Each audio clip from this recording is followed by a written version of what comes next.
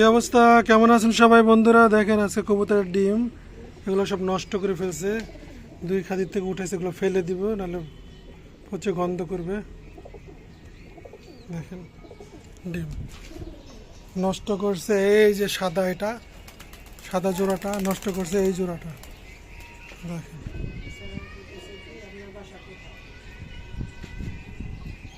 দেখেন এই যে ডিম আরও ছিল, ফালাই দিছে ওরা নিজেরাই। কিছুদিন পর পরে এরকম ডিম নষ্ট করে। এই সাদা জোড়াটা তো বাচ্চা তুলেই না, ও কয়দিন পর পর ডিম পারে আর নষ্ট করে, ডিম পারে আর নষ্ট করে। এই যে এই জোড়াটা,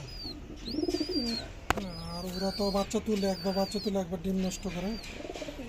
এখন পরিষ্কার করে দিলাম, এখন ফেলে দিব,